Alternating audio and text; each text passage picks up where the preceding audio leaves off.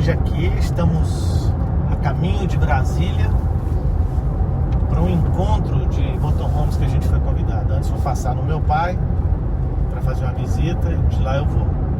Esse encontro, ele está no meio da pandemia e você deve estar se perguntando, como assim? Na verdade, é um campista que promoveu isso através da administração de Brasília, onde vai ser no Parque da Cidade, que é um parque muito grande, e vão ficar os carros distanciados, 2 vagas de cada carro. E você não pode no máximo ter 4 pessoas em cada motorhome. Bom, continuando a nossa história, né, das viagens, eu contei sobre o Alasca e agora eu vou contar já descendo para o Brasil e contar como foi a nossa chegada no Brasil e o que repercutiu isso e quais foram as consequências disso, né? Que todo mundo me pergunta, como é que você conseguiu um patrocínio, como é que você conseguiu esse patrocínio, aquele patrocínio. E na verdade o que eu tenho a dizer a vocês é que eu nunca fui atrás de patrocínio, certo? Eu moro em Goiânia, tem uma fábrica de refrigerantes e energéticos chamado Vulcano, certo?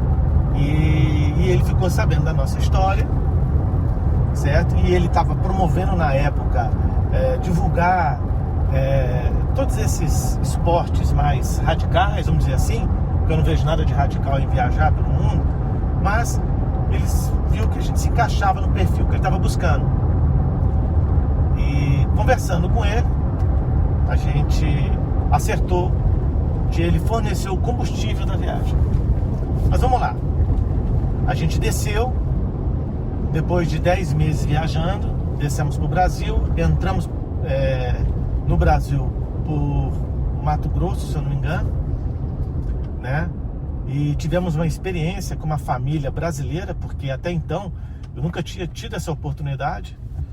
Eu vi uma sombra perto de uma casa bem grande, numa cidade do interior, e bati na porta e pedi se eu pudesse passar a noite ali, naquele ambiente ali, lá de fora, sem perturbar eles, tá, para que eu pudesse dormir. E prontamente eles falaram que sim. Só que eles começaram a observar a gente, observar a coisa, a gente começou a fazer perguntas, e aí eles convidaram a gente para jantar. Depois desse jantar, a gente foi dormir, e pela manhã, ela nos convidou para o café da manhã, e veio a surpresa. Ela falou assim, ó, eu sou diretora de uma escola, nós temos 200 alunos, eu gostaria muito que você fosse lá na hora do lanche para a gente bater um papo com esses alunos, você contar a sua experiência. E foi desse jeito. A gente colocou o carro dentro da escola, na quadra de esportes, mais ou menos, certo? E a criançada toda em volta, adolescentes e crianças em torno de talvez 10 a 15 anos de idade, certo? E dali eu contei uma história e vi a empolgação de todos, né? A curiosidade de perguntar e tudo. E dali surgiu uma oportunidade de a gente começar a divulgar isso quando chegasse ao Brasil. Bom, o meu irmão Zeca, sabendo da minha chegada na cidade de Goiânia, ele resolveu falar com uma amiga que era de uma televisão, certo? E que contou a nossa história para ela, e ela se prontificou em nos receber na estrada, inclusive na chegada de Goiânia. Só que isso correu de alguma forma entre os canais de televisão, e acabou que todos os canais quiseram fazer uma matéria sobre a nossa viagem. E nós tivemos matérias com a Record, com a SBT, com a Globo, com a RBC, e fora jornais e outras coisas mais. Quando a gente chegou em casa, estava cheio de gente. E a gente estava acostumado a viajar sozinho durante muito tempo. Então, o medo da saída, não sei se vocês lembram do primeiro vídeo que eu fiz, dizendo que a saída é tão difícil, é mais difícil do que a própria viagem em si.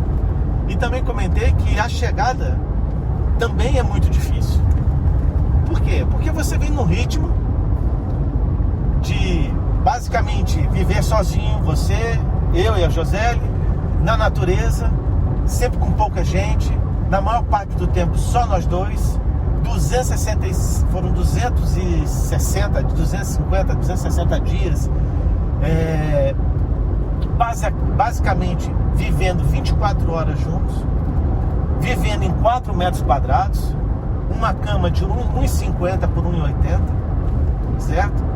Onde quando alguém quer levantar, o outro tem que ficar deitado ou sentado. Então nossa vida se resumia a isso. E de repente a gente estava chegando na nossa casa, uma casa grande, onde a nossa cama talvez seja do tamanho do ambiente que nós temos dentro do camper. Então tudo isso a gente estava com medo, nos assustava inclusive, por incrível que pareça. Para você ter uma ideia, a gente chegou às 10 horas da manhã em Goiânia. Tinha muita gente, muitos amigos, familiares, televisão. E a gente ficou naquela empolgação até às 11 horas da noite.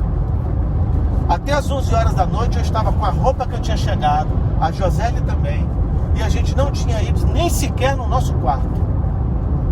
Depois que todo mundo foi embora, que caiu a ficha, que a gente agora vamos subir, a gente subiu o andar de cima, onde ficam os quartos, e abriu a porta do nosso quarto, tomamos aquele susto, né? Um quarto daquele tamanho, com todo aquele ambiente. E aí a Josélia foi tomar um banho, e como a água em casa é aquecida por boiler, até a água quente chegar, se desperdiça muita água. E a Josélia fez um comentário: Amanda, a gente já gastou mais água para aquecer do que a gente gasta para tomar banho no nosso carro. Então foi esse impacto que a gente recebeu, certo? Então é lógico, uma questão de meses ou de semanas a gente se acostuma novamente, né? Mas mostra o tanto que a gente precisa para realmente viver, o tão pouco a gente precisa, né? Em uma dessas matérias que a gente fez, eu fiz um comentário na televisão que eu tinha ido e voltado sem nem sequer furar um pneu. E foi a pura verdade. O carro não deu nenhum problema. Nós tivemos problemas pontuais com a nossa casa, certo? Mas o carro em si não deu nenhum problema. E eu fiz esse comentário. 2 dias depois, o telefone tocou. Eu já estava no sul do país, viajando de novo para visitar a fábrica do camper. E o telefone tocou e era Felipe Teixeira, Luiz Felipe Teixeira. Ele é o diretor de marketing da América Latina na época, e da Chevrolet. Ele me cumprimentou, falou que ficou sabendo da nossa viagem, que tinha visto a matéria na Rede Globo através da Ana Maria Braga. E aí ele perguntou se a gente poderia ir até a fábrica, conhecê-los. Eu falei, lógico. Ele falou, você tá onde? Eu falei, eu tô no sul. Eu falei, não, então você vai subir pra Goiânia quando? Amanhã. Então passa aqui na nossa fábrica. A que hora você pode chegar aqui? Eu fiz umas contas, tipo 11 horas da manhã. Ele falou, beleza. Então a gente está te esperando às 11 horas da manhã. E assim foi. Só que eu estava com uma calça muito parecida com essa, uma sandália de trilha, cabelo comprido, com uma camisa escrito Alasca. Eu não tinha nem sequer um sapato. Eu não tinha levado sapato comigo. Nem calça jeans, nem roupa boa e tal. E aí, a gente parado num posto para dormir, no Graal, eu vi uma loja de sapato. E lá eu comprei um sapato. Para não chegar, comprei um sapatênis para não chegar lá de chinelo. Quando a gente chegou na fábrica em São Caetano, eu achei que a gente fosse conversar com o Luiz Felipe e sua equipe, no máximo isso. Fosse cumprimentar a gente e tal. Ele me perguntou se eu queria alguma coisa. Eu falei que eu gostaria de conhecer a fábrica. Ele falou, não, você vai conhecer a fábrica. Eu falei, ótimo, então é o que eu quero. Ótimo. Chegando lá, tinha uma quantidade de gente que a gente não esperava. Mais uma vez, a imprensa estava lá. Colocaram o nosso carro numa calçada aqui chamada Calçada da Diretoria. Mandaram abrir o carro. E muita gente em volta. Mecânicos, engenheiro, repórter, pessoal da fábrica, do departamento pessoal, todo mundo lá em volta. Muita gente. E eu conversando com um dos diretores, os diretores de relações públicas, o telefone tocou. Quando o telefone tocou, ele atendeu e ele falou: pois não, presidente. Não, está aqui. Não, sim. Ok. Aí ele desligou o telefone e fez assim: Amandio, o presidente quer conhecer você. Eu falei: a gente vai lá? Aí ele falou: não, ele vem aqui. E aí, o presidente desceu. Me falha o nome dele agora, mas eu vou buscar o nome e vou colocar na faixinha embaixo, porque isso já faz 5 anos e de lá pra cá mudou também o presidente. E ele me tratou muito bem. Ele é um colombiano muito bem aparentado, muito bem arrumado. Eu olhei pra ele assim, aquele terno dele, aquele sapato de camurça, que nunca vi um sapato daquele, cara. Eu olhava pra mim e falei: meu Deus do céu. Eu tenho uma foto, eu e José ali do lado dele, e vocês vão ver a nossa aparência perto dele. Entendeu? Pra você ver. E aí eu comecei a conversar com ele. Ele entrou dentro do campo, ele entrou dentro do banheiro onde a gente toma banho. Eu contava história pra ele sem parar. Aí ele me chamou para ir para a cabine do carro. Ele bateu a porta dos dois do carro e começou a conversar comigo dentro do carro. Ele sentado aqui no volante, no motorista, e eu sentado aí, aqui do lado. E ele falou assim: Amandio, o que você me contou aqui hoje é muito interessante. E eu quero que você compartilhe isso em uma reunião que eu vou fazer para 400 concessionários do Brasil. Eu falei: ótimo, quando? Ele falou: em maio ou em junho. Pode deixar que eu te mando avisar. Bom, ótimo. Eu fiquei super feliz. Ele foi muito receptivo. Eu contei coisas da Colômbia e outras coisas mais. E foi super legal. De lá eu conheci a fábrica, levaram a gente para conhecer a fábrica de automóveis, levaram a gente no outro dia para conhecer a fábrica da S10. Eu experimentei os carros em teste. Foi um barato. Levaram para a pista de teste da GM, mandaram testar, me deram caminhonete para eu testar, pegaram a minha caminhonete, fizeram um monte de coisa. Bom, voltei para Goiânia. Nada mais do que isso. Só no compromisso de em junho voltar para essa convenção, vamos dizer assim. Bom, o telefone tocou em abril. Isso 3 meses depois, mais ou menos, 3, 4 meses depois, o telefone tocou. Era a secretária do presidente me convidando para um evento em São Paulo. E aí, prontamente eu falei: é aquele evento que eu fui convidado sobre os concessionários? Ela: não é esse evento. Esse evento é depois. Mas a gente gostaria que você viesse aqui, você e sua esposa. Eu falei: tudo bem. Então eu vou sair daqui de carro, assim assado, tal dia. Eu falei: não, você não vai vir de carro. Eu falei: como assim? Não, a gente vai mandar uma passagem de avião para vocês. E vai ter uma pessoa esperando vocês no aeroporto. E o seu carro a gente vai mandar buscar de cegonha. Eu falei: uai, tá bom. Mandaram a passagem. A cegonha foi lá em casa pegar o carro, levou o carro para São Paulo. No dia combinado eu estava lá em São Paulo. Chegou um carrão lá com o motorista, levou a gente para um hotel muito bom. Mandou que a gente colocasse um terno, a José em um vestido. A gente se arrumou certinho. Às 7 horas da noite, 6 horas da tarde mais ou menos, ficaram de nos buscar. E aí apareceu o motorista lá, pegou a gente e levou a gente para um evento. Um evento que tinha mais ou menos 100 pessoas. E chegando lá, o nosso carro lá também estava em exposição, certo? E ao lado do nosso carro, um outro carro, um Cruza, e lá parado, novo. E aí a gente entrou para dentro do auditório. O presidente da América Latina da GM começou a conversar, começou a contar uma história, começou a contar a nossa história. E eles tinham uma promoção interna que ia escolher a melhor história de cada continente. E naquele dia, essa história ia ser divulgada. As melhores histórias do mundo seriam 5 histórias. Uma da Ásia, uma da Europa, uma dos Estados Unidos, uma da América do Sul e outra da Austrália, se eu não me engano, ou África. Eram 5 histórias. E adivinha quem ganhou a história da América do Sul? Fomos nós.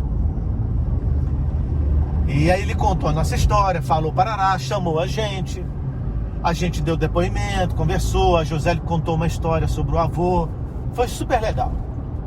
Ao final disso, ele pediu para eu sentar, o presidente, e fez uma pergunta para mim.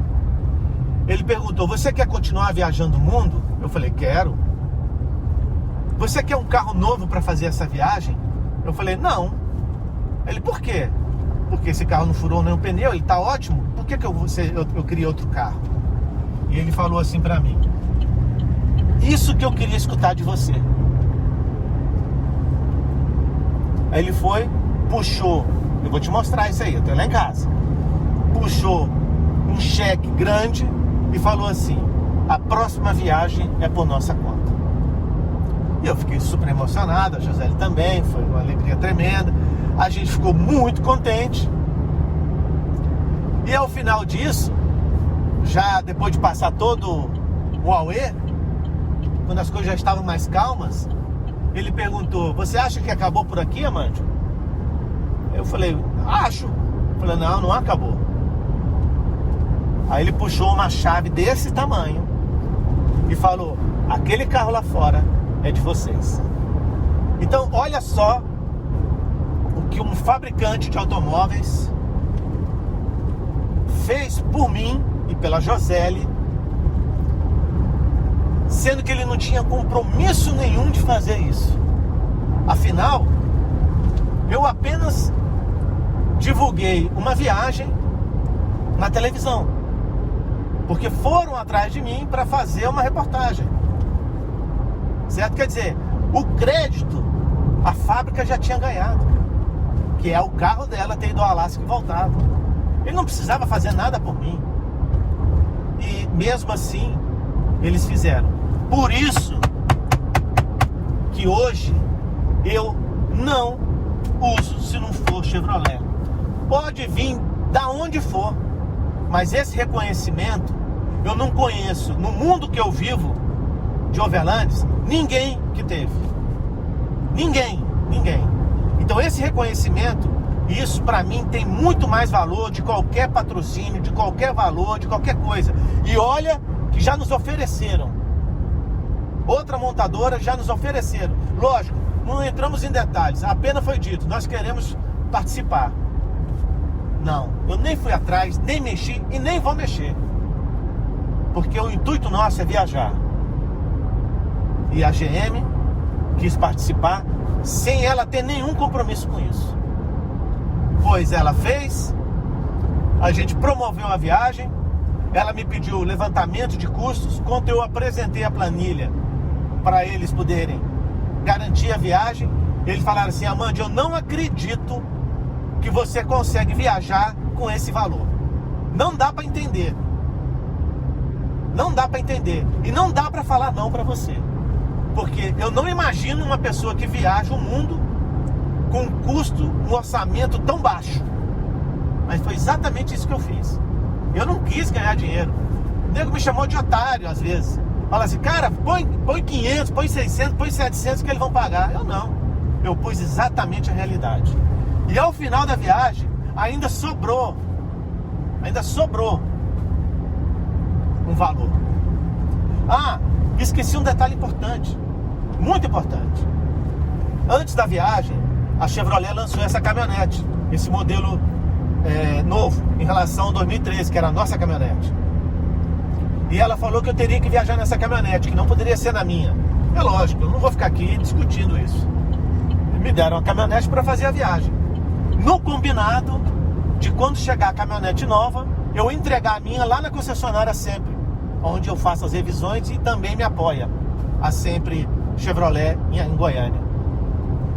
No dia que a caminhonete chegou, eu liguei para o nosso diretor lá de marketing de São Paulo, da GM, e perguntei: Luiz Felipe, o que eu faço com a caminhonete? Deixo aonde? Na mão de quem? Ele falou: não, Amândio, você não precisa entregar a caminhonete. A caminhonete é sua, faça dela o que você quiser. Tá vendo? Tá vendo como é que é a coisa? Então, o combinado era eu entregar um carro. E na hora de entregar, eles falaram: não, é seu, faça dele o que você quiser. Então, gente, eles me deram dinheiro para fazer a viagem e me deram mais ainda, me deram um carro, certo? Para eu viajar sem que eu precisasse desfazer do meu. Então, não tem como não vestir a camisa de uma empresa dessa, certo? Que eu sou apenas um consumidor da marca. De muitos anos, já tive vários Chevrolets, carros, picapezinhas pequenas, carro de passeio e assim por diante. Isso tudo aconteceu sem nem eu sequer mexer uma palha. Então as pessoas perguntam para mim: como é que eu consegui? Eu estou contando hoje para vocês como é que eu consegui. E depois da GM vieram outros, a partir do momento que a GM divulgou, porque a nossa saída para a Ásia, nós botamos nosso carro num stand feito para nós na Advento Sport Fair. E depois, no Salão do Automóvel, foi criada uma estrutura todinha para nós, certo? Com sala, recepção, comida, contando a nossa viagem. Foi feita toda essa estrutura pela Chevrolet para divulgar a nossa viagem. E isso fez com que outros patrocinadores nos buscassem. Muitos deles eu tive que recusar, porque alterava o carro, alterava as características da caminhonete. E a intenção era viajar com a caminhonete 100% original, certo? E agora, rapidamente, eu vou falar da dica, que é exatamente isso que eu comecei a falar. As pessoas olham para o nosso carro e perguntam: cara, você não vai trocar o pneu? Você não vai levantar seu carro? Você não vai botar um guincho? Você não vai jogar uns faróis de milha lá em cima? Como é que você viaja assim? Gente, tudo que você altera vai cobrar um preço lá na frente. Ou seja de consumo de combustível, ou seja desgaste de peça, ou de bateria, o que seja que for. Então, o guincho. Eu fui atrás de colocar um guincho e desisti diante dos relatos que eu escutava dos outros viajantes. 90% do uso do guincho é para terceiros. Os outros 10% talvez você use. Então, eu não coloquei um guincho justamente por causa disso. Eu não vou colocar um pneu maior que vai aumentar o consumo de combustível numa viagem de 60 mil quilômetros. Vai forçar um câmbio, às vezes, sem necessidade, certo? Eu não vou colocar aqui uma parafernália de equipamentos eletrônicos que vai sobrecarregar o sistema eletrônico do carro. Então, hoje, eu viajo exatamente como o carro sai da concessionária. O máximo que eu faço é colocar um pneu da mesma medida com umas características um pouco a mais off-road, para não ser totalmente asfalto. Mas nem isso a gente precisa na S10, porque a minha S10 já veio de fábrica com os pneus Michelin, certo? Que são pneus mistos. Nem isso precisou. Então é assim que eu viajo. Na Austrália, a GM pegou meu carro para fazer uma revisão. E ela chegou para mim e fez o seguinte comentário: Amândio, a gente está preocupado com você. O que foi? O seu carro não está preparado para nossas estradas. Eu falei: meu amigo, meu carro veio do Brasil. As suas estradas são maravilhosas. Não, mas você vai passar em lugares muito ruins, com muita dificuldade, no deserto do Outback e não sei mais o que, Fraser Island, que é a ilha de areia. A gente gostaria de reforçar a sua suspensão. Eu falei: como assim? Não, a gente vai trocar as buchas de suspensão, colocar umas buchas mais resistentes. São as borrachas que seguram as molas, os amortecedores, certo? E a gente aconselha você a colocar uma suspensão a ar, que é um kit que é vendido aqui, que ele simplesmente auxilia as molas. Ele não tira a função das molas. A gente tira o calço, o batente da mola, e coloca essa bolsa em 40 minutos. Ela é só um auxílio. Não precisa encher, não precisa nada. Só basta você colocar 30 libras e ela vai ficar assim, certo? E foi isso que foi feito. Então, O nosso carro não existe modificação, mas existe essa situação da bolsa. É a única. Então, o carro continua macio, o carro continua firme e as molas não sofrem tanto com os impactos, porque existe um terceiro ponto de apoio, que é as bolsas. Então tá aí, gente. Foi assim que tudo começou. Foi assim que a gente está próximo da próxima viagem, se Deus quiser, se tudo isso passar. Tchau. Até o próximo vídeo e deixa o seu joinha. Tchau.